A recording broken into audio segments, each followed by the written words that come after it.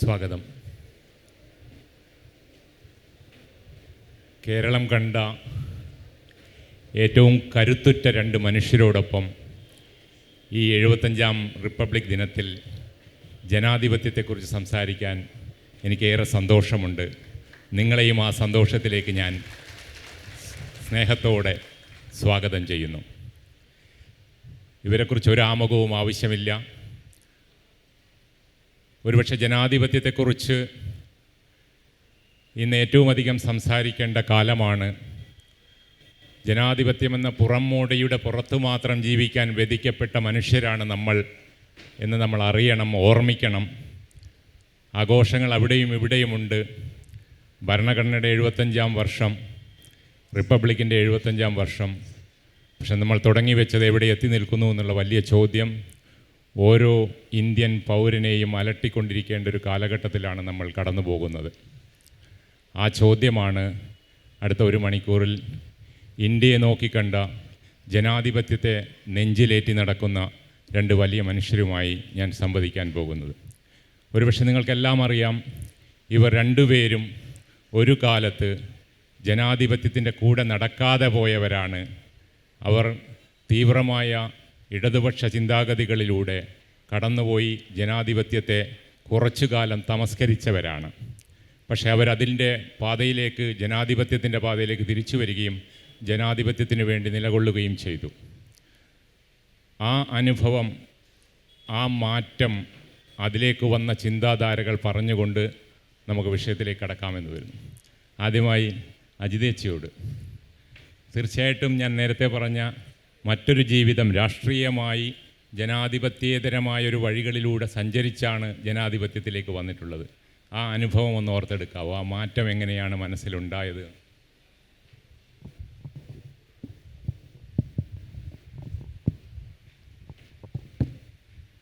ജനാധിപത്യത്തെക്കുറിച്ച് അത്ര വിദഗ്ധമായിട്ട് സംസാരിക്കേണ്ട ഒരാളല്ല ഞാൻ. എന്നാൽ പോലും ഞാൻ നേരത്തെ സഞ്ചരിച്ച, നിങ്ങൾ പറഞ്ഞ നക്സൽബാരി പ്രസ്ഥാനത്തിൻ്റെ പാതയിൽ നിന്നും ജനാധിപത്യ പാതയിലേക്ക് വരുന്നത്, നക്സൽബാരി പ്രസ്ഥാനത്തിൻ്റെ തന്നെ ചില പ്രശ്നങ്ങളിൽ ഉൾപ്പെട്ട് അത് മുന്നോട്ട് കൊണ്ടുപോകാൻ പറ്റാത്തൊരു സാഹചര്യം വരികയും, അതോടൊപ്പം തന്നെ ഞാനൊരു സ്ത്രീ എന്നുള്ള നിലയിൽ ഈ സമൂഹത്തിൽ ജീവിക്കുമ്പോഴുണ്ടാകുന്ന പ്രശ്നങ്ങളും, അതുപോലെ തന്നെ ഈ പ്രസ്ഥാനങ്ങളിൽ പ്രവർത്തിക്കുമ്പോഴുണ്ടാകുന്ന പ്രശ്നങ്ങളും, ഞാൻ ജയിലിൽ ജീവിച്ചപ്പോഴുണ്ടായ പ്രശ്നങ്ങളും എല്ലാം എന്നെ ബാധിക്കുകയും എൻ്റെ ചിന്താഗതിയെ സ്വാധീനിക്കുകയും ഒക്കെ ചെയ്തു.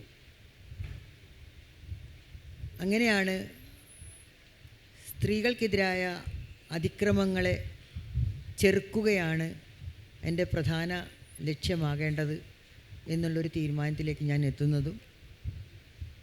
അങ്ങനെ കേരളത്തിലെ ഫെമിനിസ്റ്റ് മൂവ്മെൻറ്റിൻ്റെ ഒരു പോരാളിയായി തുടക്കത്തിൽ മാറുകയും ചെയ്യുന്നത്. ഏതാണ്ട് 35 വർഷത്തിലും മേലെയായി ഞാനിപ്പോൾ ഈ നക്സൽബാരി പ്രസ്ഥാനം നേരത്തെ സ്വീകരിച്ചിരുന്ന മാർഗത്തെ, ആശയങ്ങളെ ഞാൻ ഉപേക്ഷിച്ചോ എന്ന് ചോദിച്ചാൽ അതെനിക്ക് അങ്ങനെ പറയാൻ പറ്റില്ല. ആശയങ്ങൾ, അതായത് ഇപ്പോഴും സാമൂഹ്യ മാറ്റത്തിന് ആവശ്യമായ പല ആശയങ്ങളും നമുക്ക് ആ കാലത്തെ പ്രസ്ഥാനത്തിൻ്റെ ആശയങ്ങളിൽ നിന്നും എടുക്കേണ്ടി വരും എന്ന് തന്നെയാണ് ഞാൻ വിചാരിക്കുന്നത്. പ്രത്യേകിച്ചും നമ്മുടെ നാടിൻ്റെ വികസനത്തെ കുറിച്ച് പറയുന്ന ഘട്ടം വരുമ്പോൾ, നാടിൻ്റെ വികസനം എങ്ങനെ വേണം എന്നുള്ളൊരു ചോദ്യം വരുമ്പോൾ ആണ് ഏറ്റവും വലിയ പ്രശ്നം ഇതിലുണ്ടാകുന്നത്. അപ്പോൾ പോലും ഈ മാർഗം ശരിയാണോ തെറ്റാണോ എന്ന് ചോദിച്ചാൽ എനിക്കിപ്പോൾ സാധ്യമായ മാർഗം ജനാധിപത്യം തന്നെയാണ്. മറ്റൊരു തരത്തിലുള്ള സാഹചര്യങ്ങൾ, ജനാധിപത്യം എന്ന് പറയുമ്പോൾ ജനാധിപത്യപരമായ പ്രക്ഷോഭങ്ങൾ, ജനാധിപത്യപരമായ അവകാശങ്ങൾ, ജനാധിപത്യപരമായ രീതികൾ, ഇതൊക്കെ സ്വീകരിക്കുക, അതിലൂടെ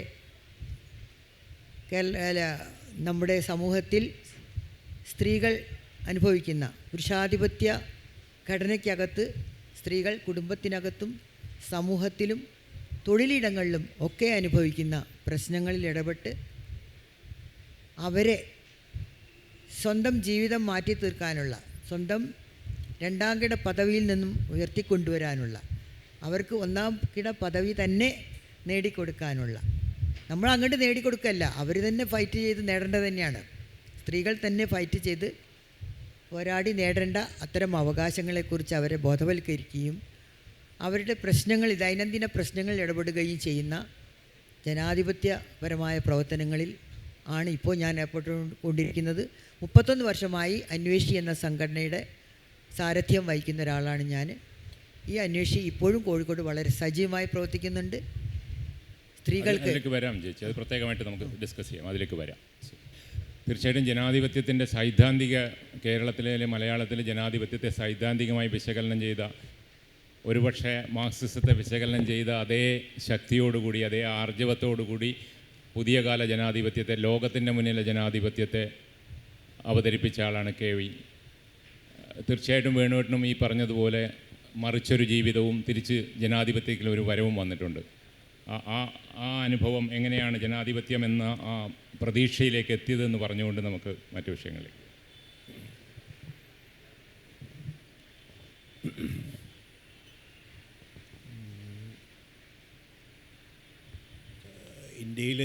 ഇന്ത്യയിലെ ലോകത്ത് തന്നെ നിലനിൽക്കുന്ന ജനാധിപത്യം ബൂർഷ്വാ ജനാധിപത്യമാണ് എന്നുള്ള മാർക്സിസ്റ്റ്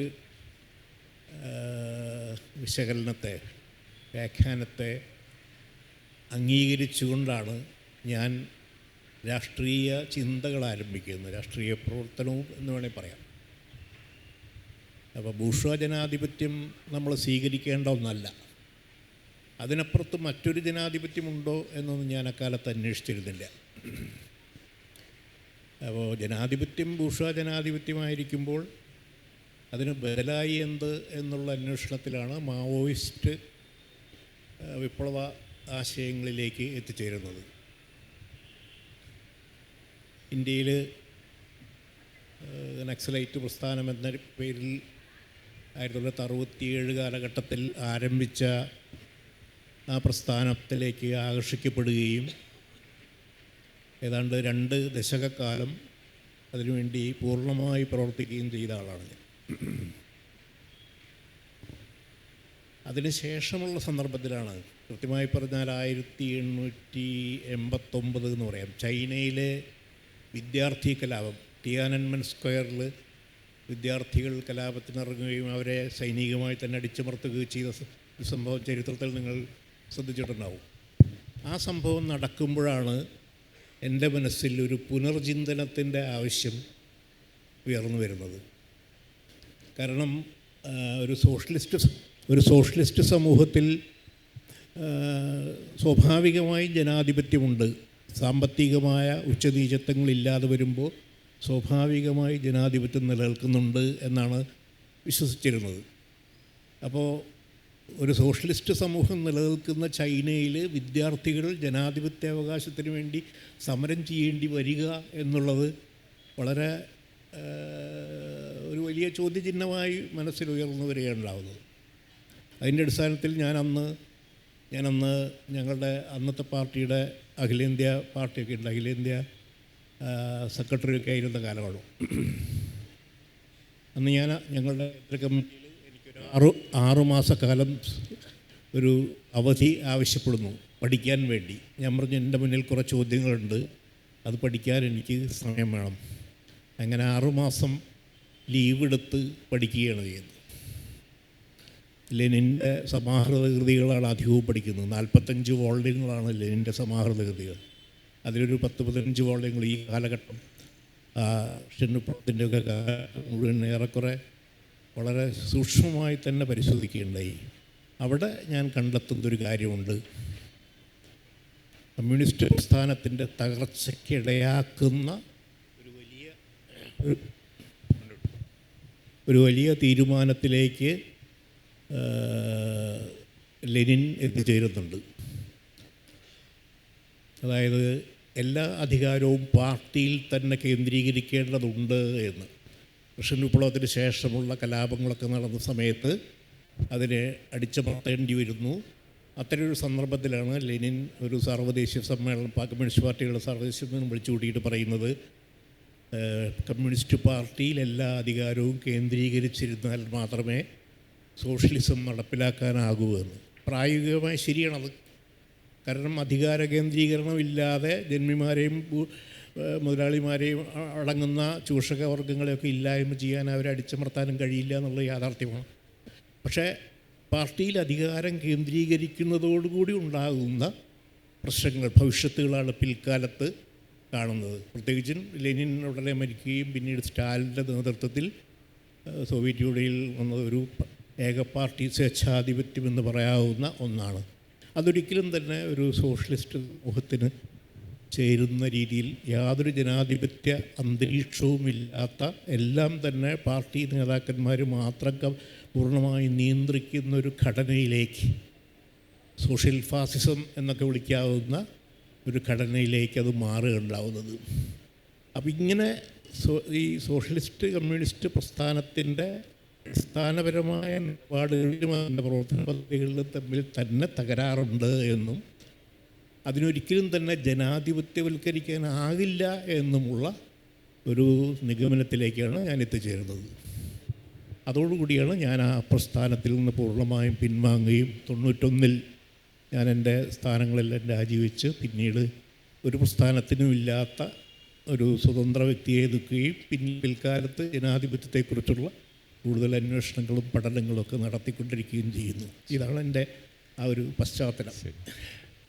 വേണോട്ടൻ ഈ പറയുന്നതിനിടയിൽ അധികാര കേന്ദ്രീകരണം എന്നും ഒരു വാക്ക് ഉപയോഗിച്ചു. കമ്മ്യൂണിസ്റ്റ് പ്രസ്ഥാനത്തിലെ, സോഷ്യലിസ്റ്റ് പ്രസ്ഥാനത്തിലെ അധികാര കേന്ദ്രീകരണം ഏത് മാറ്റമുണ്ടാക്കിയത് ഞാൻ യാദൃശ്യമായി ഓർക്കുമായിരുന്നു. കഴിഞ്ഞ കേരള ലിറ്ററേച്ചർ ഫെസ്റ്റിവലിൽ MT വാസുദേവൻ നായർ ജനാധിപത്യം എങ്ങനെയാണ് സമഗ്രാധിപത്യത്തിലേക്കും അധികാര കേന്ദ്രീകരണത്തിലേക്കും പോകുന്നതും അതുവഴി എങ്ങനെയാണ് ജനാധിപത്യം ഇല്ലാതാവുക എന്നൊരു താക്കീത് നൽകി വലിയ വിവാദമായത്. തീർച്ചയായിട്ടും ഇന്ത്യൻ ജനാധിപത്യത്തിന് ആദ്യമായിട്ട് ഭരണഘടനാപരമായ ഒരു ആഘാതമേൽപ്പിക്കുന്നത് അടിയന്തരാവസ്ഥയാണ്. 75-77 അതിൻ്റെ ഏറ്റവും ദുരനുഭവങ്ങൾ ഉണ്ടായിരുന്നവരായിരിക്കാം രണ്ടുപേരും. അടിയന്തരാവസ്ഥ ഉണ്ടാക്കിയ മനോഭാവങ്ങൾ പറഞ്ഞുകൊണ്ട് നമുക്ക് മറ്റു വഴിയിലേക്ക്, അടിയന്തരാവസ്ഥയോടുള്ള ഒരു അടിയന്തരാവസ്ഥ യഥാർത്ഥത്തിൽ നമ്മുടെ എല്ലാ പൗരസ്വാതന്ത്ര്യങ്ങളും എന്താ പറയുക ഡിസ്മിസ് ചെയ്തുകൊണ്ടുള്ള ഒരു ഏർപ്പാടായിരുന്നല്ലോ. ഞാനൊക്കെ ആ കാലത്ത് ജയിലിലായിരുന്നു. അപ്പം ഞാൻ പത്രങ്ങളൊക്കെ വാങ്ങുമായിരുന്നു. പക്ഷേ പത്രങ്ങൾ എനിക്ക് കറുപ്പടിച്ചിട്ടാണ് വരിക, എഡിറ്റോറിയൽസൊക്കെ കറുപ്പടിച്ചിട്ടാണ് വരിക. പിന്നെ ചില പേജുകളൊക്കെ കീറിയിട്ടുണ്ടാവും. അവർ വായിക്കണം എന്ന് വിചാരിച്ച സ്ഥാനങ്ങളെ വായിക്കാൻ പറ്റുള്ളൂ. അപ്പോൾ ലോകത്ത് അല്ലെങ്കിൽ രാജ്യത്ത് നടക്കുന്ന എന്തെങ്കിലും പിന്നെ സമരങ്ങളോ അല്ലെങ്കിൽ ഏതെങ്കിലും തരത്തിലുള്ള ഭരണകൂട വിരുദ്ധ പ്രവർത്തനങ്ങളോ റിപ്പോർട്ട് ചെയ്യാൻ പോലും പത്രങ്ങൾക്ക് പറ്റില്ല. പക്ഷേ അഥവാ എങ്ങനെയെങ്കിലും ചെറിയ വാക്കായിട്ട് വന്നിട്ടുണ്ടെങ്കിൽ അവരത് കറുപ്പടിക്കുകയും ചെയ്യും. ഇങ്ങനെയൊക്കെയായിരുന്നു ജയിലിൽ കിടക്കുമ്പോൾ ഞാൻ അനുഭവിച്ചു. പിന്നെ മാത്രമല്ല വല്ലാത്തൊരു ശ്വാസം മുട്ടൽ അനുഭവിച്ച ഒരു കാലഘട്ടം തന്നെയായിരുന്നു ഈ 2 വർഷക്കാലം എന്ന് പറയേണ്ടി വരും. കാരണം ഞാനൊക്കെ തലശ്ശേരി പുൽപ്പള്ളി കേസിലെ പ്രതിയായി ജീവപര്യന്തം ശിക്ഷിക്കപ്പെട്ട് തിരുവനന്തപുരം സെൻട്രൽ പ്രിസണിൽ കിടക്കുകയാണ്. അപ്പോൾ എനിക്കെൻ്റെ അച്ഛനെ കാണണം, അമ്മയെ കാണണം, സാധാരണ ഒരു ഇതല്ലേ. പക്ഷേ എൻ്റെ അമ്മ പുറത്ത് ഉണ്ടെങ്കിലും അമ്മയ്ക്ക് എന്നെ വന്ന് കാണാൻ തിരുവനന്തപുരത്ത് ആണ് ഞാൻ. കോഴിക്കോടുള്ള അമ്മ വരാൻ വലിയ ബുദ്ധിമുട്ടാണ്. അതങ്ങനെ. പിന്നെ അച്ഛനാണെങ്കിൽ ഒളിവിലാണ്. കാരണം ഈ നക്സൽബാരി പ്രവർത്തനം തുടരുന്നത് കൊണ്ട് പോലീസ് എപ്പോഴും വാച്ച് ചെയ്യുന്നതാണ്. പക്ഷെ അച്ഛൻ ഒളിവിലാണെന്നുള്ളത് പിന്നെ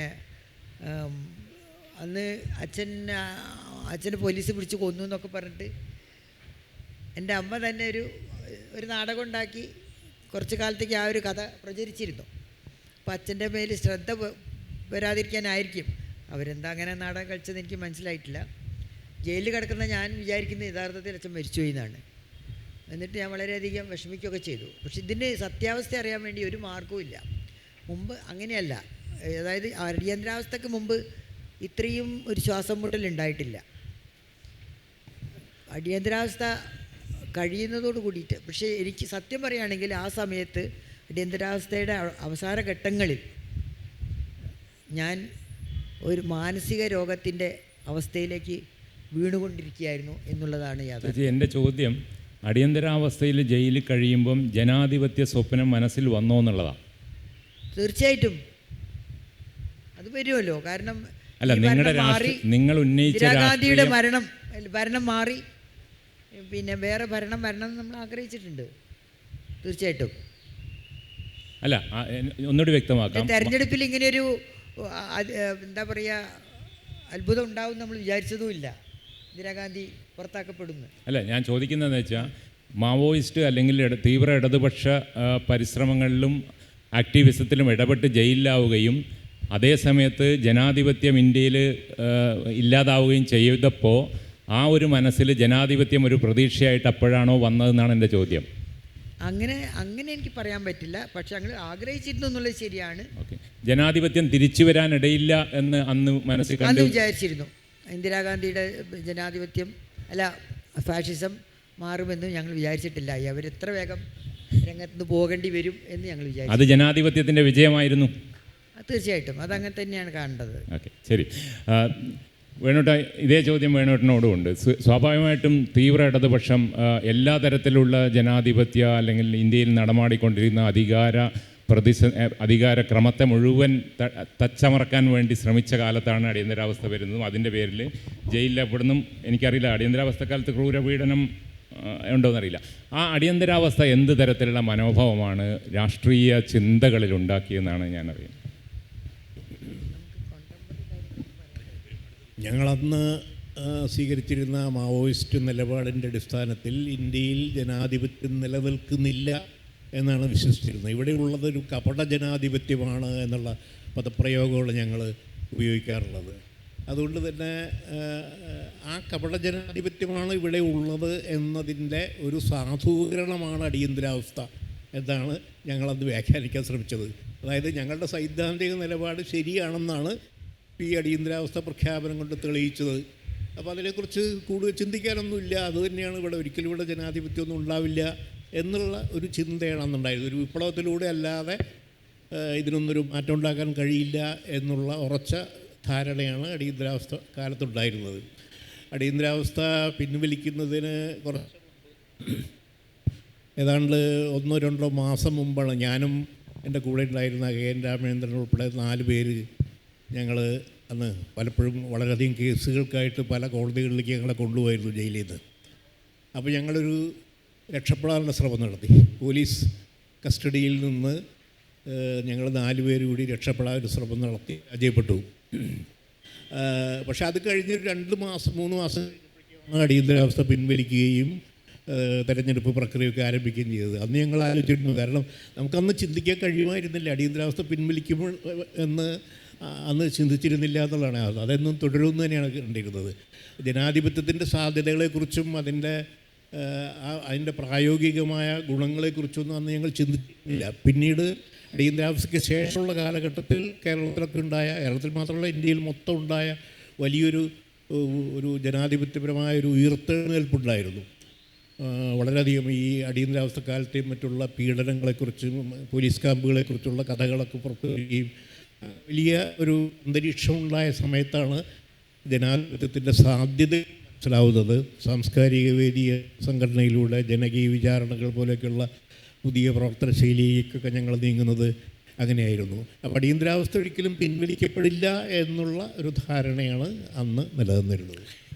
സാമാന്യം ഇന്ത്യൻ ജനാധിപത്യം സാമാന്യം ഏറ്റവും ശക്തമായും ഭംഗിയായും പ്രവർത്തിച്ചൊരു കാലത്ത് ജനാധിപത്യത്തിൽ നിന്ന് വഴിമാറി നടന്നവരാണ് ഇവർ 2 പേരും.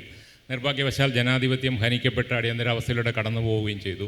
ഇന്നിപ്പോൾ ലോകത്തിൽ ജനാധിപത്യത്തിൻ്റെ അവസ്ഥ എന്താണെന്ന് അന്വേഷിക്കുന്ന എല്ലാ പണ്ഡിതന്മാരും അന്വേഷിക്കുന്നത് ഇന്ത്യൻ ജനാധിപത്യം എവിടെ നിൽക്കുന്നു, അത് എത്ര ശുഷ്കമായി എന്നുള്ളതാണ്. അത്തരത്തിൽ ശുഷ്കമായി ലോകത്തിൻ്റെ മുന്നിൽ ജനാധിപത്യത്തെക്കുറിച്ചുള്ള സമാനതകളില്ലാത്ത താരതമ്യത്തിന് ഇന്ത്യ വശംവദമായിട്ടുണ്ട്. ഇതൊരു ഇലക്റ്റഡ് ഓട്ടോക്രസിയാണ്, ഫെയിൽഡ് ഡെമോക്രസിയാണ് എന്നൊക്കെ വിശദമായ അന്വേഷണങ്ങളും പഠനങ്ങളും നടക്കുന്ന ഒരു കാലത്താണ് നമ്മൾ നടക്കുന്നത്. 2014 തീർച്ചയായിട്ടും ഇന്ത്യൻ ജനാധിപത്യത്തെ അടിയന്തരാവസ്ഥയിൽ നിന്ന് മറ്റൊരു രീതിയിലുള്ള സമഗ്രാധിപത്യത്തിലേക്കും പൗരസ്വാതന്ത്ര്യത്തെ ഹനിക്കുന്നതിലേക്കും ഒക്കെ പോയി എന്നുള്ളതറിയാം. അതിൻ്റെ പശ്ചാത്തലത്തിലാണ് ഇന്നിപ്പം ഭരണഘടന വലിയ വെല്ലുവിളി നേരിടുന്നത്. തീർച്ചയായിട്ടും പുതിയ ഇന്ത്യ ഇല്ലെങ്കിൽ ഇന്നത്തെ കാലത്തെ വർഗീയ രാഷ്ട്രീയം ഇന്ത്യൻ ജനാധിപത്യത്തെ എന്താണ് ചെയ്തുകൊണ്ടിരിക്കുന്നത് എന്നുള്ളത് ഉള്ള അന്വേഷണത്തിലേക്കാണ്. നമുക്ക് സമയക്കുറവുണ്ട്, അതുകൊണ്ട് അതിലേക്ക് ചേച്ചി.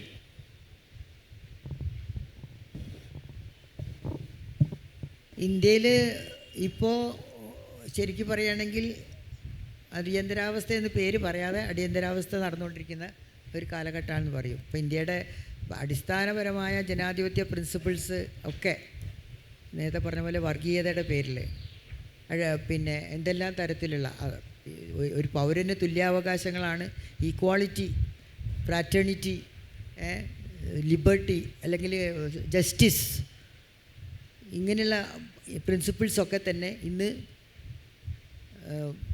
എന്താ പറയുക വളരെയധികം ഹനിക്കപ്പെടുന്ന ഒരു പ്രത്യേക കാലഘട്ടത്തിലാണ് നമ്മൾ ജീവിക്കുന്നത്. ഫെഡറലിസം, സ്റ്റേറ്റുകളുടെ ഫെഡറലിസം എന്ന് പറയുന്നത് അങ്ങേയറ്റം ഭീഷണി നേരിടുന്ന ഒരു കാലഘട്ടം. ഡെമോക്രസി എത്ര തന്നെ എനിക്കറിയാം, ഞങ്ങൾക്ക് കേരളത്തിലെ ഫെമിനിസ്റ്റ് മൂവ്മെൻറ്റിനെ സംബന്ധിച്ച് സ്ത്രീകൾക്ക് തുല്യാവകാശം, തുല്യപ്രാതിനിധ്യ പ്രസ്ഥാനത്തിൻ്റെ ഒരു വക്താവാണ് ഞാൻ. തുല്യപ്രാതിനിധ്യ പ്രസ്ഥാനം എന്ന് പറഞ്ഞൊരു പ്രസ്ഥാനം ഈ അടുത്ത കാലത്ത് ഇവിടെ ഉണ്ടായി കേരളത്തിൽ. അത് ഉണ്ടാവാൻ കാരണം തന്നെ എന്താ, ഈ കഴിഞ്ഞ തെരഞ്ഞെടുപ്പിന് മുമ്പ് നരേന്ദ്രമോദി ഗവൺമെൻറ് അതുവരെ അവർ തൊടാത്ത വിമൻസ് റിസർവേഷൻ ബില്ല് എടുത്തുകൊണ്ട് വന്ന് അതങ്ങ് പാസ്സാക്കി. അതായത് ഈ 14 ഭരണത്തിൽ വന്നതിന് ശേഷം ഒരു സെഷനിൽ പോലും ഈ ഒരു ബില്ല് കൊണ്ടുവന്നിട്ടില്ല. ഇങ്ങനെയൊരു ബില്ല് അവിടെ ഉണ്ടായിരുന്നു എന്നുള്ളത് അവർ ശ്രദ്ധിച്ചിട്ടേ ഇല്ല. പക്ഷേ ഈ ഇലക്ഷൻ 19 ഇലക്ഷൻ വന്നപ്പോൾ അടുത്ത ഇലക്ഷൻ വന്നപ്പോൾ അവർ തീരുമാനിച്ചു ഇത് പാസ്സാക്കി കളയാമെന്ന്. പാസ്സാക്കിയിട്ട് എന്താ അവർ പറയുന്നത്, 2 കണ്ടീഷൻ. ഒന്ന് കാനേഷുമാരി അല്ലെങ്കിൽ സെൻസസ് നടക്കണം. അപ്പോൾ സെൻസസ് 21 നടക്കേണ്ടതായിരുന്നു, 11 നടന്നതാണ്. സെൻസസ് 21 നടക്കേണ്ടതായിരുന്നു, പക്ഷേ അത് നടന്നില്ല. അത് നടക്കാതിരിക്കാൻ കാരണം കോവിഡാണെന്ന് അവർ പറയുന്നു. പക്ഷേ 23 24 സെൻസസ് നടത്തിയില്ല. ഇപ്പോഴും നടക്കുന്നുണ്ടോ എന്ന് എനിക്കറിയില്ല. അതിൻ്റെ പ്രവർത്തനങ്ങൾ തുടങ്ങിയിട്ടുണ്ടെന്ന് കേൾക്കുന്നു. പിന്നെ അതല്ലെങ്കിൽ പിന്നെ മണ്ഡല പുനർനിർണ്ണയം നടക്കണം. ഈ 2 നടന്നാലേ വിമൻസ് റിസർവേഷൻ ബില്ല് 33% സ്ത്രീകൾക്ക് റിസർവ് ചെയ്തിട്ടുള്ള ആ ബില്ല് പാർലമെൻറ്റ് പാസ്സാക്കിയാലും നടപ്പിലാവുകയുള്ളൂ എന്ന് ആദ്യമേ അവരത് പറഞ്ഞിട്ടുമുണ്ട്. അപ്പോൾ നടപ്പിലാക്കാൻ വേണ്ടി ആയിരുന്നില്ല ആ ബില്ല് എന്നുള്ളത് വളരെ കറക്റ്റാണ്, ക്ലിയറായിട്ട് അറിയാം.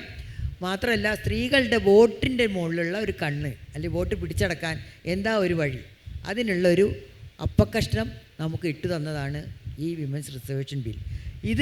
ഈ ബില്ല് പാസ്സായപ്പോൾ കേരളത്തിൽ വളരെ ശക്തമായ ഒരു മൂവ്മെൻറ്റ് തുല്യപ്രാതിനിധ്യ പ്രസ്ഥാനം എന്നതിൻ്റെ പേരിൽ ഉണ്ടായി. സ്ത്രീകൾക്ക് നിയമസഭയിലും പാർലമെൻറ്റിലും ജനസംഖ്യാനുപാതികമായിട്ടുള്ള പ്രാതിനിധ്യം വേണം. മാത്രമല്ല അധികാരസ്ഥാനങ്ങളിൽ സ്ത്രീകൾക്ക് തുല്യ പ്രാതിനിധ്യം വേണം എന്നുള്ള രീതിയിലുള്ള ശക്തമായ ഒരു മൂവ്മെൻറ്റ് ഉണ്ടായി.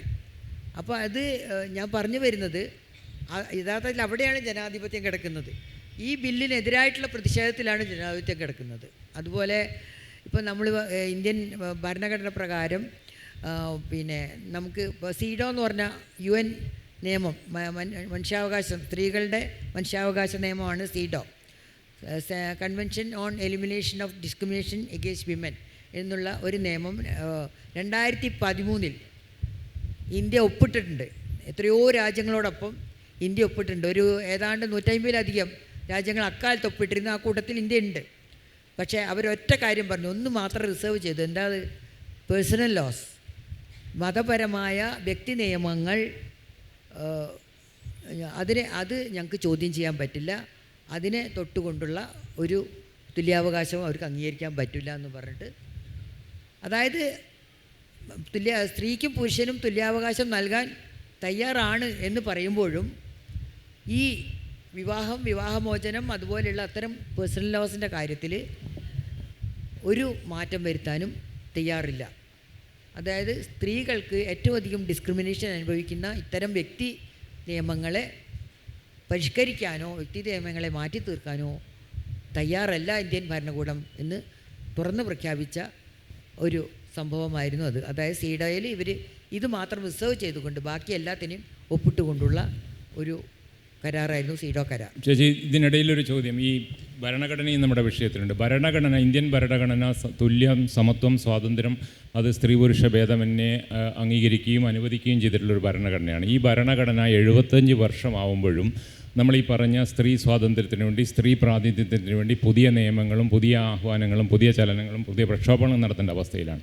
അപ്പോൾ ഇന്ത്യൻ ഭരണഘടന പുരുഷാധിപത്യത്തെ ഏതെങ്കിലും രീതിയിൽ തകർക്കുന്നതിൽ പ്രയോജനപ്പെട്ടിട്ടില്ല എന്ന് നമുക്ക് പറയാൻ കഴിയുമോ? അല്ല, ഭരണഘടനയിലെ പഴുതുകളെ പുരുഷാധിപത്യ കേന്ദ്രീകൃതമായ ഇന്ത്യൻ ജനാധിപത്യ ഭരണാധികാരികൾ ദുരുപയോഗം ചെയ്തു. എങ്ങനെയാണ് അതിനെ കാണുന്നത്?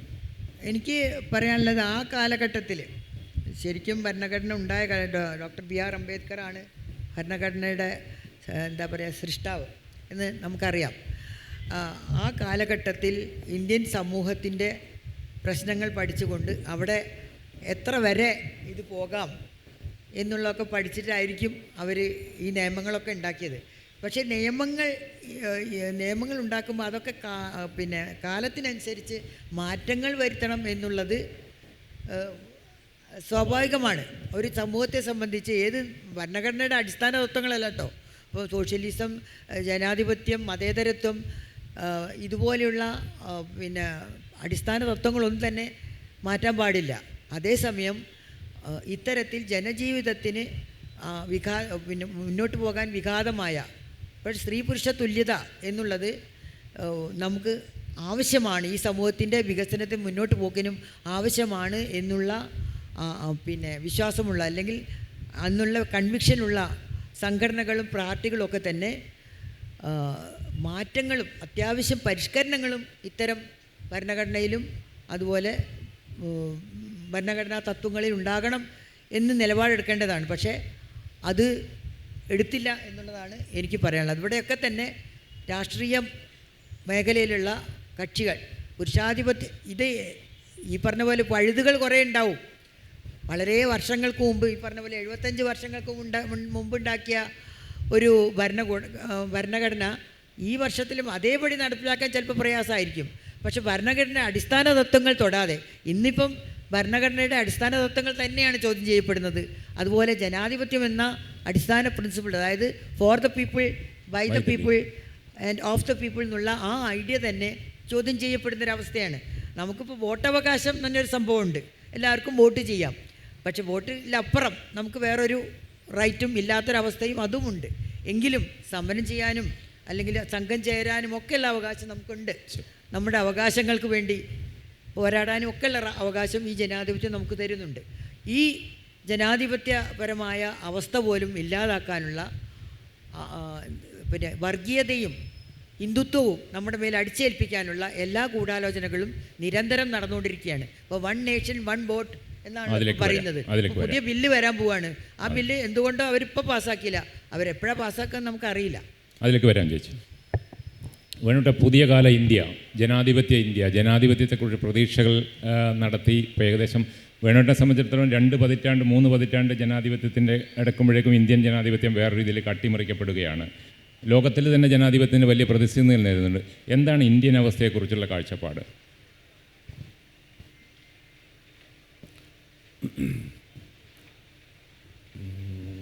ലോകത്തിലെ ഏറ്റവും വലിയ ജനാധിപത്യം, ഏറ്റവും ചലനാത്മകമായ ജനാധിപത്യം എന്നെല്ലാം രീതിയിൽ അടുത്ത കാലത്ത്, എൻ്റെ പഴയ രാഷ്ട്രീയത്തിന് ശേഷമുള്ള കാലഘട്ടത്തിൽ ഞാൻ ഇന്ത്യൻ ജനാധിപത്യത്തെക്കുറിച്ച് അഭിമാനിച്ചുകൊണ്ടിരുന്നു അടുത്ത കാലം വരെയും.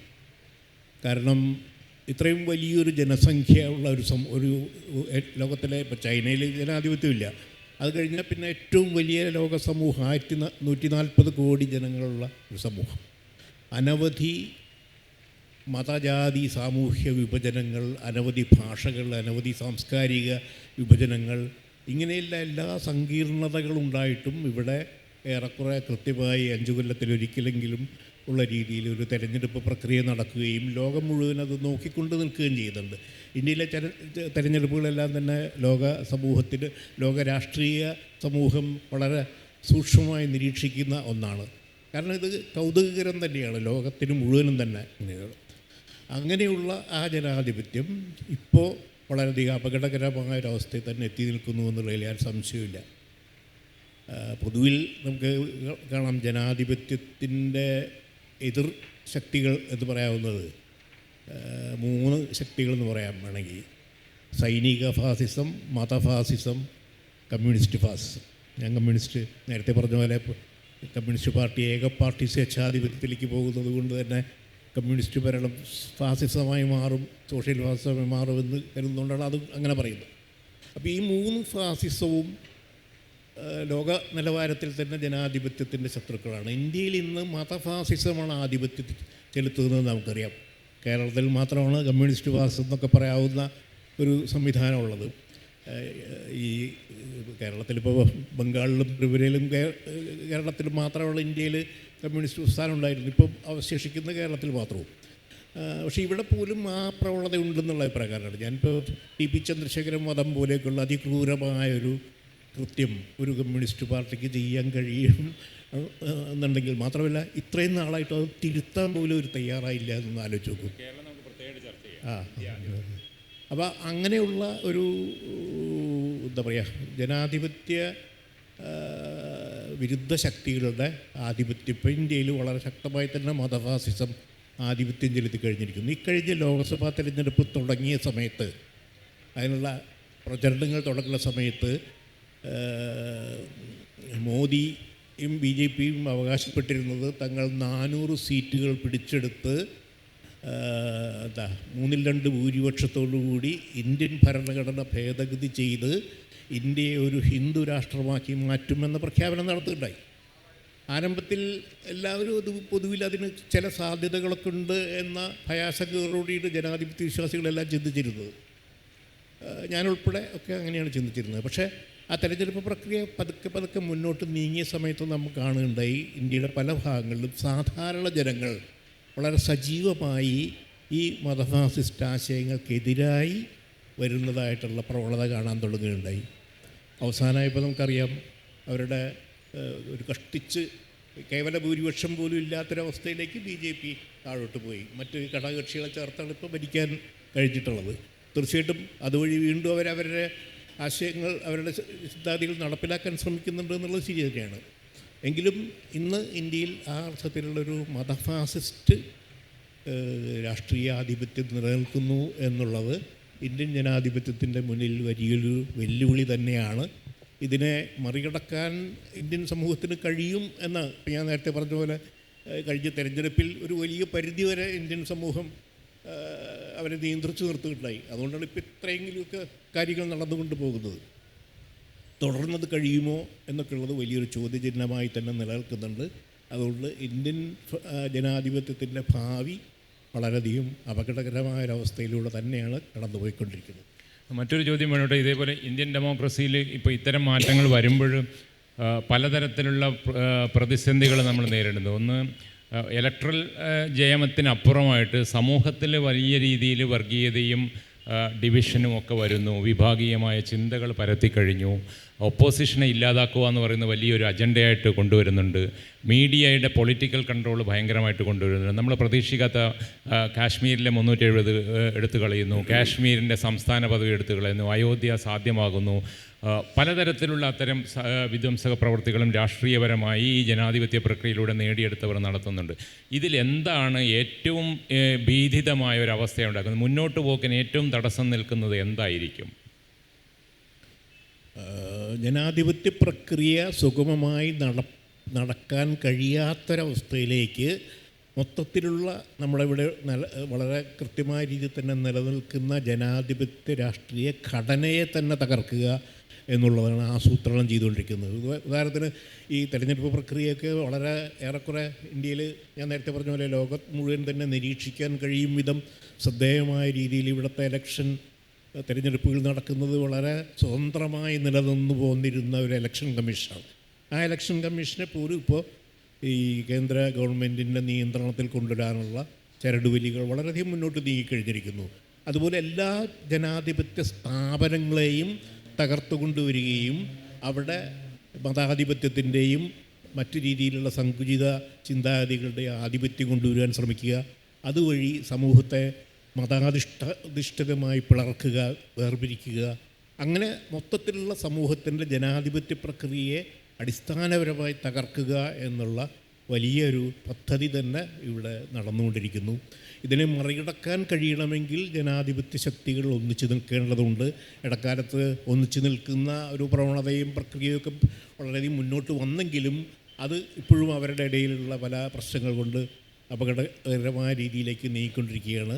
ശരിക്കും ജനാധിപത്യ ശക്തികളുടെ, മതേതര ജനാധിപത്യ ശക്തികളുടെ വലിയൊരു ശക്തമായൊരു എന്താ പറയുക, ഐക്യത്തിലൂടെ, സംഘടിതമായ നീക്കത്തിലൂടെ മാത്രമേ ഇതിനെ തടയാൻ കഴിയൂ. അത് നമ്മുടെ മുന്നിൽ ഒരു ചോദ്യചിഹ്നമായിട്ട് തന്നെ നിൽക്കുകയും ചെയ്യുന്നു. ഒരു ചോദ്യം കൂടി. ഇപ്പോൾ തീർച്ചയായിട്ടും ജനാധിപത്യത്തിൻ്റെ സംരക്ഷണം ഇന്ത്യയെപ്പോലൊരു സമൂഹത്തിൽ ഭരണഘടന ഏറ്റവും പ്രധാനപ്പെട്ടതാണ്. അതിനുള്ള കഴിവ് നമ്മുടെ ഭരണഘടനക്കുണ്ടെന്ന് നമ്മളെല്ലാവരും ഒരുപോലെ ആഗ്രഹിക്കുന്നുണ്ട്, അല്ലെങ്കിൽ നമ്മൾ വിശ്വസിക്കുന്നുണ്ട്. പക്ഷേ ഭരണഘടന വെറുതെ ആരാധിക്കാനുള്ള ഒന്നായി മാത്രമായി കരുതുന്ന ഒരു ഭരണപക്ഷവും അതിനെ ഇടപെടാനുള്ള ഒരു ഉപകരണമായി കരുത്തില്ലാത്ത ഒരു സമൂഹവും ഒരു വലിയ രീതിയിൽ ഇന്ത്യയിലുണ്ട്. എന്തായിരിക്കും ഭരണഘടനയുടെ ഇനി അങ്ങോട്ടുള്ള പോക്കിൽ നമ്മുടെ പ്രത്യാശ?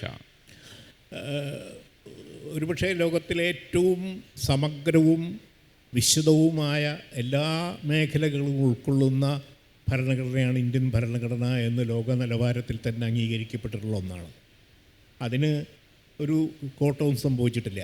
പക്ഷേ ആ ഭരണഘടനയുടെ ഉള്ളടക്കം നടപ്പിലാക്കാൻ കഴിയുന്ന ഒരു രാഷ്ട്രീയ സമൂഹവും രാഷ്ട്രീയ നേതൃത്വവും അതുപോലെ തന്നെ ഒരു ജനതയും ഉണ്ടെങ്കിൽ മാത്രമേ ആ ഭരണഘടന കൊണ്ട് എന്തെങ്കിലും പ്രയോജനം ഉണ്ടാവുള്ളൂ എന്നുള്ളത്. അല്ലെങ്കിൽ വെറുതെ അതൊരു പുസ്തകം മാത്രമായി മാറും എന്നുള്ള അവസ്ഥയാണ്. അങ്ങനെ ഒരു അവസ്ഥയിലേക്ക് നമ്മുടെ ഭരണഘടനയെ മാറ്റിയെടുക്കുന്ന ഒരു പ്രക്രിയയാണ് ഇപ്പോൾ ഇവിടെ നടന്നുകൊണ്ടിരിക്കുന്നത്. ചേച്ചി, തീർച്ചയായിട്ടും ഈ ഇലക്ട്രൽ വിജയങ്ങൾ പലപ്പോഴും സംഭവിക്കുന്നുണ്ടെങ്കിൽ പ്രതിപക്ഷ കൂട്ടായ്മയിലൂടെ ഇന്ത്യയിൽ ഒരു പക്ഷേ ഭരണകൂടത്തെ അട്ടിമറിക്കാനോ അവരെ ഭരണത്തിൽ നിന്ന് ഒഴിവാക്കാനോ ഒക്കെ സാധിക്കും. പക്ഷേ അതിലുപരിയായിട്ട് കഴിഞ്ഞ 10 വർഷത്തിനിടയിൽ ഇന്ത്യൻ സമൂഹത്തിൽ വന്ന മാറ്റങ്ങൾ, അതിനെ എങ്ങനെയാണ് നേരിടാൻ കഴിയുക? ആ മാറ്റത്തെക്കുറിച്ച് ചേച്ചിക്ക് വറിയുണ്ടോ? എന്താണ് അത് ജനാധിപത്യത്തിനെ എങ്ങനെ മുന്നോട്ട് നയിക്കും എന്നുള്ളതാണ്? വർഗീയത വളരുന്നു, അങ്ങനെയുള്ള അതിനെക്കുറിച്ചൊന്ന് പറയും. വർഗീയത ഭയാനകമായ രീതിയിൽ തന്നെയാണ് ഈ കേരളത്തിൽ പോലും വളരുന്നതെന്നാണ് എൻ്റെ അഭിപ്രായം. വർഗീയത ഒരുപക്ഷെ വോട്ടാകുന്നുണ്ടാവില്ല, പക്ഷേ നമ്മുടെ നാട്ടിലെ എന്താ പറയുക, ഇപ്പോൾ തന്നെ ഈ ചെറിയ ചെറിയ ചർച്ചകൾ കേട്ടിട്ടില്ല, ഈ ആചാരങ്ങളുടെ മേലുള്ള ചർച്ചകൾ, ചെറിയ മാറ്റങ്ങൾ പോലും അനുവദിക്കാത്ത രീതിയിലുള്ള ചർച്ചകൾ. പുരുഷന്മാർ ഷർട്ടിടാതെ പോകുന്നത് ശരിയില്ല എന്ന് ഒരു കൂട്ടർ പറയുന്നു, മറ്റേ കൂട്ടർ അതൊന്ന് ഷർട്ടിട്ട് തന്നെ വേണം എന്ന് പറയുന്നു. ഈ തരത്തിൽ നിസ്സാരമായ കാര്യങ്ങൾക്ക് വർഗീയതയും ജാതീയതയും വളരെ സ്ട്രോങ് ആയിട്ട് തന്നെ ഇപ്പം നമ്മുടെ സമൂഹത്തിലുണ്ട്. വർഗീയത ശക്തമായിട്ട് അമ്പലങ്ങൾ കേന്ദ്രീകരിച്ചുകൊണ്ടാണ് ഈ വർഗീയത വളർന്നു വരുന്നത്. RSSൻ്റെയും ഒക്കെ പ്രവർത്തനങ്ങൾ, വളരെ നിഗൂഢമായ പ്രവർത്തനങ്ങളുണ്ട്, പിന്നെ പ്രത്യക്ഷത്തിലുള്ള പ്രവർത്തനങ്ങളുണ്ട്. പ്രത്യക്ഷത്തിലുള്ള പ്രവർത്തനങ്ങൾ നമുക്ക് വളരെ എന്താ പറയുക, നിരുപദ്രവമായ പ്രവർത്തനങ്ങളാണെന്ന് തോന്നുന്ന രീതിയിലുള്ള പ്രവർത്തനങ്ങൾ, പക്ഷേ അത് ജനങ്ങളെ ഒന്നായിട്ട് അവരെ വലയത്തിലുണ്ട്. ഇപ്പം അറിയാലോ, ഈ അമ്പലങ്ങളിലൊക്കെ ഒരു ഉത്സവം വന്നാൽ ഒരാഴ്ച, ഒരു 10 ദിവസം 15 ദിവസമൊക്കെ ആ നാട്ടിലുള്ള ജനങ്ങൾ മുഴുവനും ഭക്ഷണം കഴിക്കുന്ന അവിടെ ആയിരിക്കും. ഈ തരത്തിൽ അവിടെ എല്ലാ പരിപാടികളും ആസൂത്രണം ചെയ്യുന്നു. ഇവരൊക്കെ തന്നെയാണ് പിന്നെ RSSനും അതുപോലെ ഇപ്പോൾ സേവാഭാരതി എന്നുള്ള സംഭവം വേറെയുണ്ട്, കുറേ സാമൂഹ്യപരമായ പ്രവർത്തനങ്ങൾ ചെയ്യുന്നത്. ഞാൻ പറഞ്ഞു വരുന്നത് വർഗീയതയുടെ സ്വാധീനം വളരെ ആഴത്തിൽ എല്ലാ ഭാഗത്തും. ഇപ്പോൾ ഹിന്ദുത്വം ഒരു ഭാഗത്ത് ശക്തമായി വളർന്നു വരുമ്പോൾ മറുഭാഗത്ത് ഇസ്ലാമിക ഭാഗത്തും ശക്തമായിട്ട് വളരുന്നുണ്ട്. ഈ പോളറൈസേഷൻ, സമൂഹത്തിൻ്റെ ധ്രുവീകരണം, മതപരമായ ധ്രുവീകരണം വളരെ ശക്തമായി ഇപ്പോഴും നടന്നുകൊണ്ടിരിക്കുന്നുണ്ട്. അപ്പോൾ അതൊക്കെ എപ്പോഴാണ് വോട്ടാവുക എന്നുള്ളത് നമുക്ക് അറിയില്ല. പക്ഷേ ഇപ്പോൾ സുരേഷ് ഗോപിക്ക് എപ്പോഴും, ഇന്ന് സുരേഷ് ഗോപിയുടെ ഞാൻ കേട്ടു, അത് കേരളം ഞങ്ങൾ പിടിച്ചടക്കും, അങ്ങനെ ഇത്രയും സീറ്റ് വാങ്ങും എന്നൊക്കെ പറഞ്ഞിട്ട്. അപ്പോൾ അതൊന്നും വെറുതെ പറയുന്നതും ആയിരിക്കില്ല, അവർ അതിനുള്ള കൃത്യമായ ആസൂത്രണം ചെയ്യുന്നുണ്ടാവും, അതിനനുസരിച്ചുള്ള പ്രവർത്തനങ്ങളും ഉണ്ടാവും. അപ്പം വളരെയധികം ജനാധിപത്യം വളരെ ശുഷ്കമായ അവസ്ഥയിലാണ് ഇപ്പോൾ നിൽക്കുന്നതെന്നും കൂടി പറയേണ്ടി വരും. കാരണം ജനാധിപത്യം പുലർത്തുന്ന, നേരത്തെ പറഞ്ഞ ഇന്ത്യ സഖ്യം ഈ തവണ വിജയിച്ചെങ്കിലും ഈ ഐക്യം നിലനിർത്താൻ അവർക്ക് കഴിഞ്ഞില്ല. ഇപ്പോൾ അടുത്ത ഇലക്ഷൻ വന്നപ്പോൾ അതെല്ലാം അട്ടിമറിയുന്നു. ഇനിയിപ്പോൾ അടുത്ത ലോക്സഭാ ഇലക്ഷൻ വരുമ്പോൾ ഇന്ത്യ സഖ്യത്തിൻ്റെ നില എന്താവുമെന്ന് അറിയില്ല.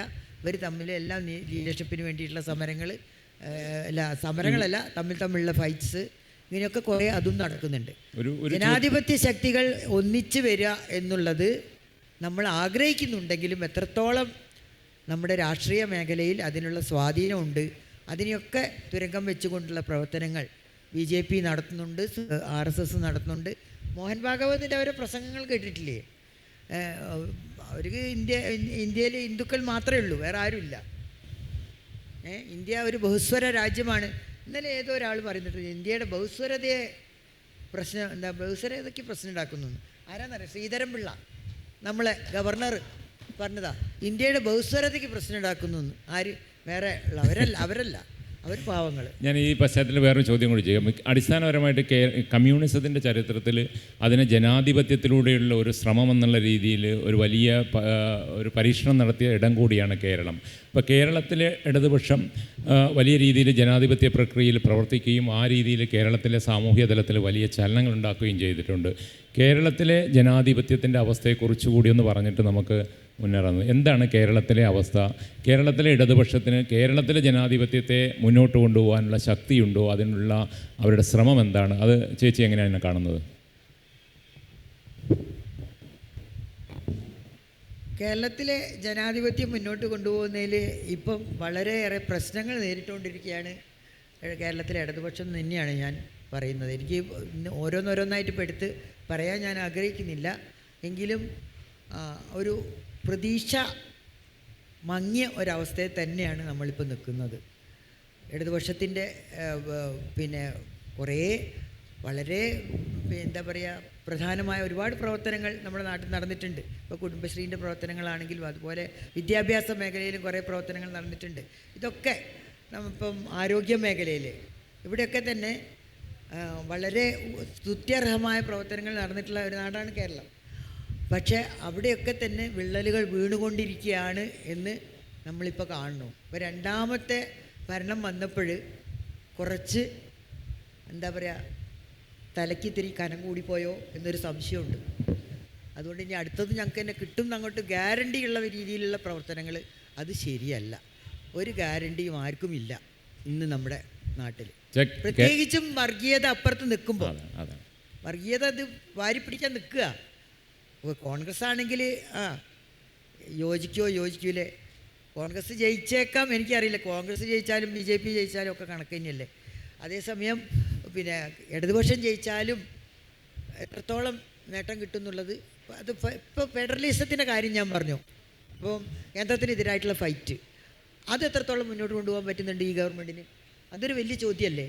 എത്രമാത്രം അപ്പം നമ്മുടെ വയനാട്ടിലെ ദുരന്തത്തിന് അതിദുരന്തം അങ്ങനെ അത്തരത്തിലൊരു ഇത് ഐഡൻറ്റിറ്റി കൊടുക്കാനും അതിന് അത്രയും സഹായം കൊടുക്കാനും അത് ഒരു ദേശീയ ദുരന്തം എന്നുള്ള രീതിയിൽ അംഗീകരിച്ചു കൊണ്ട് വീണ്ടും ടൗൺഷിപ്പ് ഉണ്ടാക്കാനോ എന്തിനാണെങ്കിലും വീണ്ടും ആ ജനതയെ പുനരുദ്ധരിക്കാൻ കേന്ദ്രം എന്ത് ചെയ്തു എന്ന് ചോദിച്ചാൽ ഇപ്പോഴിതാ വളരെ മനമില്ലാ മനസ്സോടെ എന്തൊക്കെ ചെയ്തുകൊണ്ടിരിക്കുന്നു. പക്ഷേ എന്തുകൊണ്ട് അതൊരു കേരളത്തിലെ ജനങ്ങളുടെ ഒരു ഫൈറ്റാക്കി മാറ്റിയെടുത്തൂടാ? ഒരു ജനകീയ പ്രക്ഷോഭമാക്കി കേന്ദ്രത്തിനെതിരായ ശക്തമായ ഒരു പ്രക്ഷോഭമാക്കി മാറ്റിയെടുത്തൂടാ? ജനങ്ങളെ മുഴുവനും മൊബിലൈസ് ചെയ്യാനുള്ള കഴിവ് കേരളത്തിലെ ഇടതുപക്ഷ പാർട്ടികൾക്കുണ്ടല്ലോ. അതെന്തുകൊണ്ട് അവർ ചെയ്തില്ല? അത് ഭരണപക്ഷമായതുകൊണ്ടായിരിക്കാം അല്ലേ? ഭരണപക്ഷമാണെങ്കിലും ഭരണപക്ഷം അതിൻ്റേതായിട്ടുള്ള നിലപാടുകൾ എടുക്കണം. ഇപ്പം തമിഴ്നാട്ടിൽ സ്റ്റാലിൻ എടുക്കുന്ന നിലപാടുകൾ പോലും പലപ്പോഴും നമ്മുടെ കേരള ഗവൺമെൻറ് എടുക്കുന്നില്ല എന്നുള്ള അഭിപ്രായമൊക്കെയുണ്ട്. തീർച്ചയായിട്ടും ചേച്ചി, അത് വേണുട്ടാ ഇതേ പ്രശ്നമാണ്. കേരളത്തെ ജനകീയമാക്കുന്നതിൽ, ജനാധിപത്യത്തെ നിലനിർത്തുന്നതിൽ, ജനാധിപത്യത്തിനൊരു പുതിയ മുഖം നൽകുന്നതിൽ കേരളത്തിലെ ഇടതുപക്ഷ പ്രസ്ഥാനങ്ങൾക്ക് തീർച്ചയായിട്ടും ഒരു പങ്കുണ്ട്. അത് അംഗീകരിക്കുമെന്നാണ് ഞാൻ വിശ്വസിക്കുന്നത്. അതിൻ്റെ ഭാവിയിൽ എങ്ങനെയാണ് കാണുന്നത്? കേരളത്തിലെ ഒരു വർഗീയ കേരളം സൃഷ്ടിക്കപ്പെടുന്നതിനെ തടയാൻ ആർക്കാണ് കഴിയുക?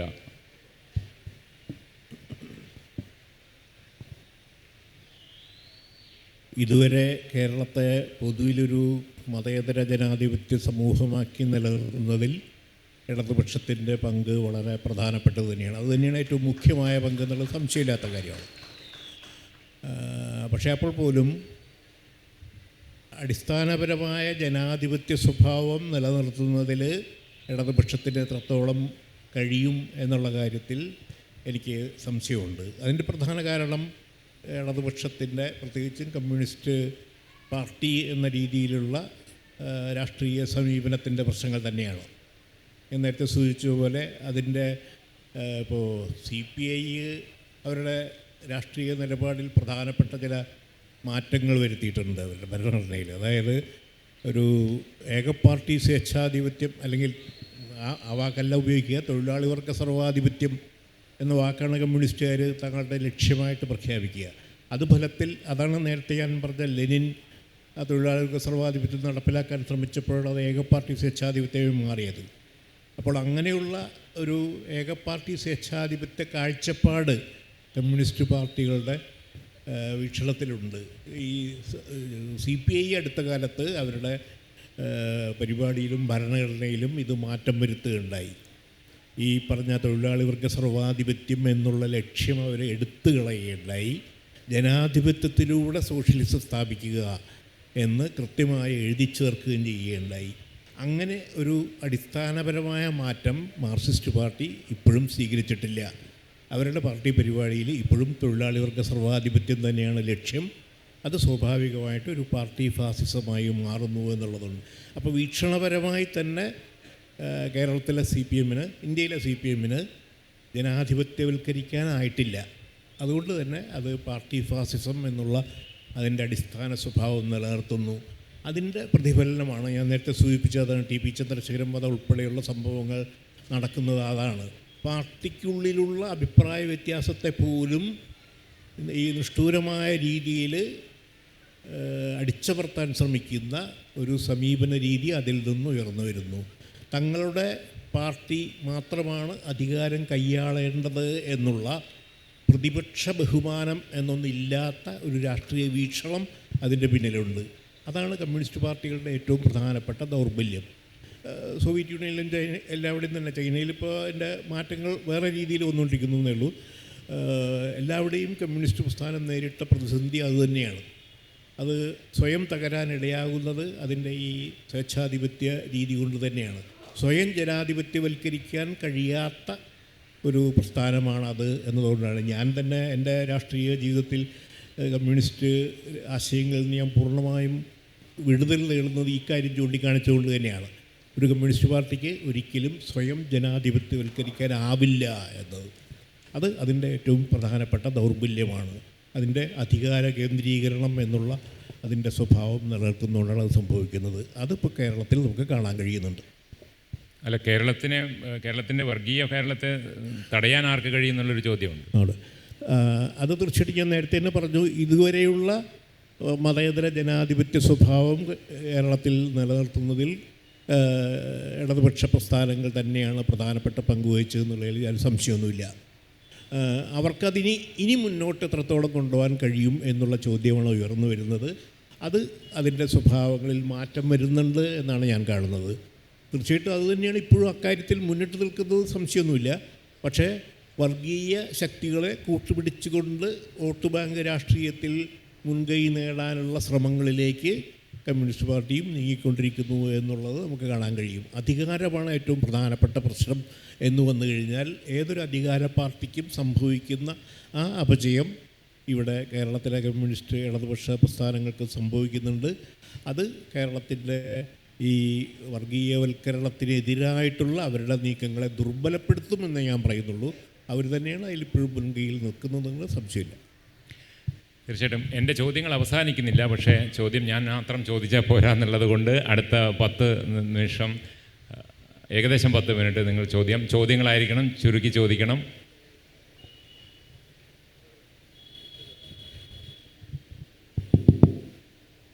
എൻ്റെ ചോദ്യം വേണുവേട്ടനോടാണ്. നമ്മുടെ പ്രഥമ പ്രധാനമന്ത്രിയായിട്ടുള്ള ജവഹർലാൽ നെഹ്റു ലെനിൻ്റെ ആശയങ്ങൾ ഉൾക്കൊണ്ടിട്ടുണ്ട് എന്നാണ് പലയിടത്തും വായിച്ചപ്പോൾ മനസ്സിലായിട്ടുള്ളത്. അപ്പോൾ താങ്കൾ ഇപ്പോൾ കുറച്ച് മുമ്പ് പറഞ്ഞു, അതുപോലെ തന്നെ താങ്കളുടെ പുസ്തകങ്ങളിലും അതുപോലെ വീഡിയോകളും കണ്ടിട്ടുണ്ട്. ലെനിനെ മനസ്സിലാക്കിയപ്പോൾ താങ്കൾ വിഷമിച്ചിരുന്നു എന്നുള്ള ഒരു സ്റ്റേറ്റ്മെൻറ്റും കൂടി വന്നിട്ടുണ്ടായിരുന്നു. ആ ഒരു പശ്ചാത്തലത്തിൽ നമുക്ക് ലെനിൻ പരിപൂർണമായിട്ട് തെറ്റാണെന്ന് പറയാൻ പറ്റുമോ? ഒരു ചോദ്യം കൂടെ. ഇപ്പോൾ താങ്കൾ ജനാധിപത്യത്തിൽ വിശ്വസിച്ചുകൊണ്ട് ജനാധിപത്യവാദിയായിട്ടാണ് താങ്കൾ ഇപ്പോൾ ഉള്ളത്. ഈ ഒരു അവസരത്തിൽ ചാരു മജുംദാർ എന്ന വ്യക്തിയെ താങ്കൾ എങ്ങനെ നോക്കിക്കാണുന്നു? ഈ 2 ചോദ്യങ്ങൾ.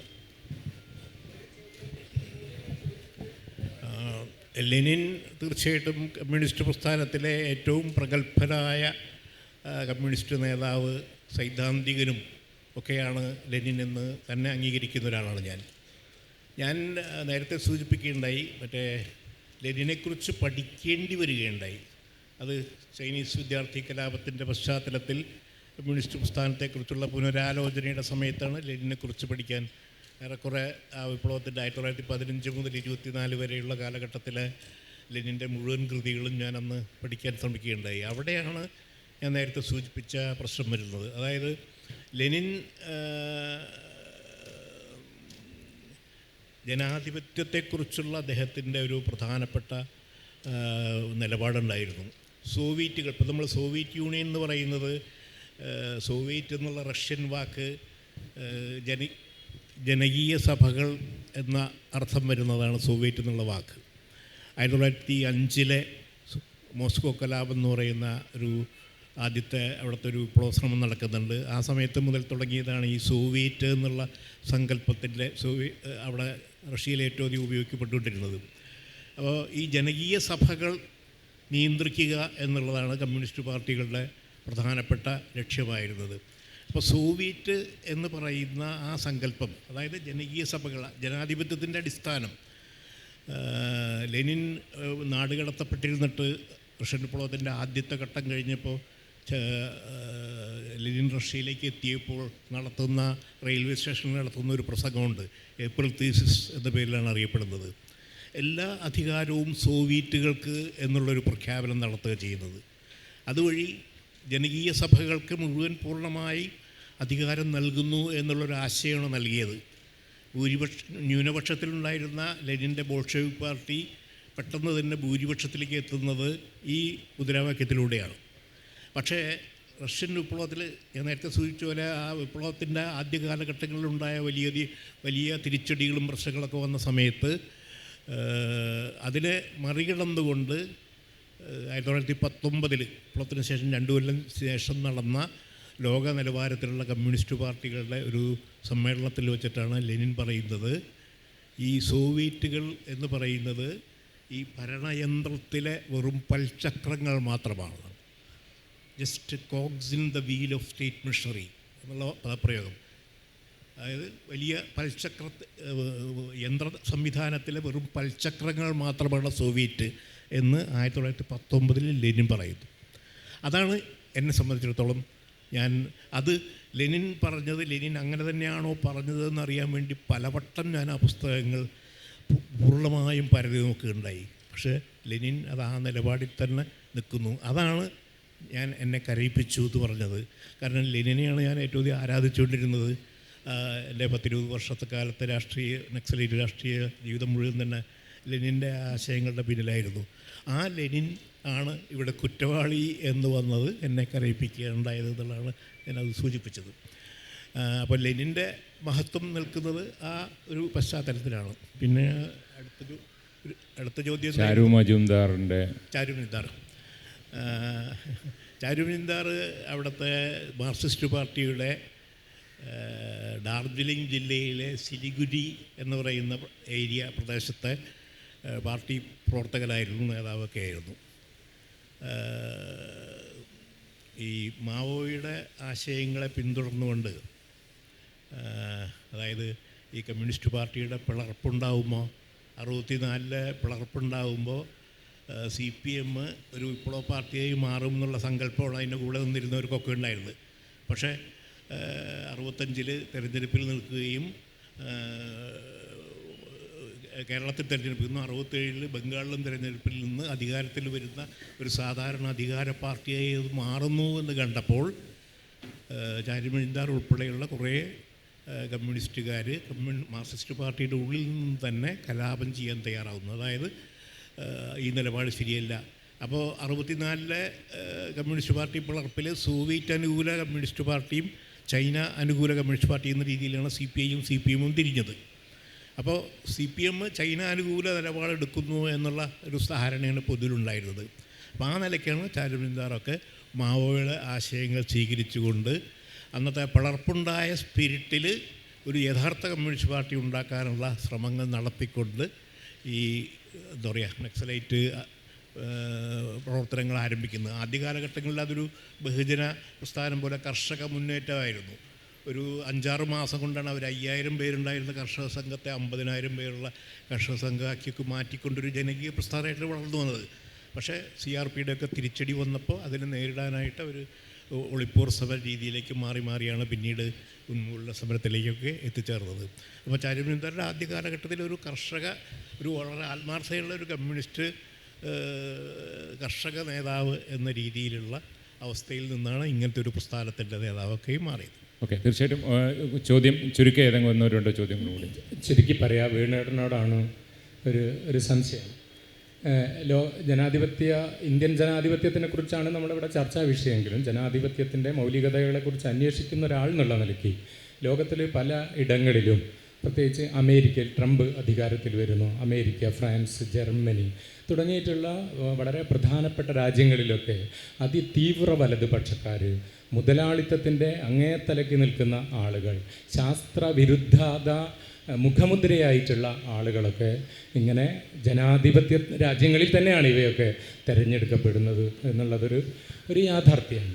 അപ്പോൾ വാസ്തവത്തിൽ ഈ താങ്കൾ നേരത്തെ പറഞ്ഞതുപോലെ അല്ലെ ഈ കുട്ടിക്കാലത്ത് വിശ്വസിച്ച പോലെ ബൂർഷ്വാ ജനാധിപത്യത്തിന് ഈ തരത്തിലുള്ള പല ഏജൻസികൾ റാഞ്ചുന്ന അവസ്ഥയാണോ നമുക്ക് ഇത് കാണാൻ പറ്റുക എന്നുള്ളതാണ് ഒരു സംശയം.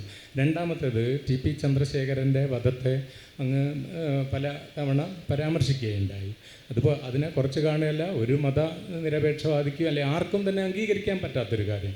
പക്ഷെ അതേപോലെ തന്നെ ഇന്ത്യയിൽ ഗോവിന്ദ് പൻസാരയെ പോലെയുള്ള, ഗൗരി ലങ്കേഷിനെ പോലെയുള്ള, ദഭോൽക്കറിനെ പോലെയൊക്കെയുള്ള ഒട്ടനേകം ആളുകൾ വധിക്കപ്പെടുന്ന സമയത്ത് അതിനെ ഒരു പ്രതിഷേധമായിട്ട് ഉയർത്തിക്കൊണ്ടുവരാൻ പറ്റാത്തത് ഭയമാണോ എന്നാണ് എൻ്റെ ഒരു സംശയം.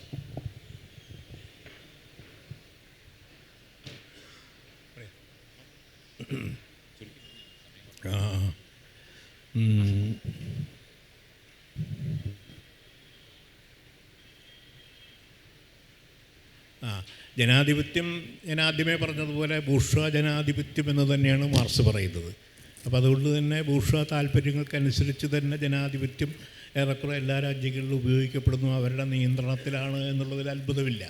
ജനാധിപത്യത്തിന് മറ്റൊരു വശമുണ്ട് എന്നുള്ളതാണ് എൻ്റെ സൈദ്ധാന്തികം. അതിലേക്ക് ഞാൻ കടക്കുന്നില്ല, അത് വേറെ കൂടുതൽ വിശദമായി ചർച്ച ചെയ്യപ്പെടേണ്ട ഒരു കാര്യമാണ്. ജനാധിപത്യം എന്ന് പറഞ്ഞാൽ മനുഷ്യ സമൂഹം ആരംഭിച്ച കാലഘട്ടം മുതൽക്ക് തന്നെ, അഹംബോധമുള്ള വ്യക്തികൾ രൂപം കൊണ്ട കാലം മുതൽക്ക് തന്നെ ഉയർന്നു വരുന്ന മനുഷ്യ സമൂഹത്തിൻ്റെ അടിസ്ഥാന ചാലകശക്തിയായി നിൽക്കുന്ന ഒന്നാണ് ജനാധിപത്യം എന്നൊരു നിലപാട് എനിക്കുണ്ട്.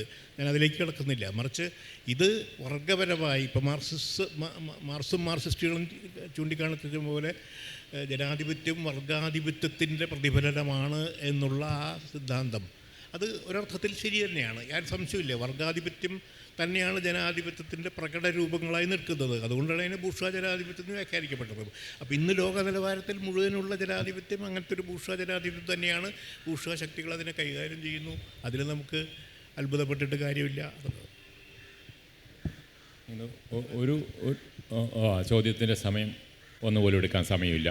തീർച്ചയായിട്ടും ഒരുപാട് ചോദ്യങ്ങളുണ്ടാവും എന്നറിയാം. ചോദ്യങ്ങൾ ചോദിക്കുന്ന ഒരവസ്ഥ, ഇങ്ങനെ ചോദ്യങ്ങൾ ചോദിക്കാനുള്ള അവസരങ്ങൾ കിട്ടുന്ന ഒരു രാജ്യമായി, ഒരു സംസ്ഥാനമായി ഇത് നിലനിൽക്കട്ടെ. അതിനുള്ള ശക്തി നമുക്ക് ജനാധിപത്യത്തിനുണ്ടാകട്ടെ. പുതിയ തലമുറ വർഗീയ ശക്തികളെ തുടച്ചു മാറ്റട്ടെ എന്ന് ആഗ്രഹിച്ചുകൊണ്ട് ഈ രണ്ട് വലിയ മനുഷ്യരെ കേട്ട നിങ്ങൾക്കെല്ലാവർക്കും നന്ദി പറയുന്നു. നമസ്കാരം.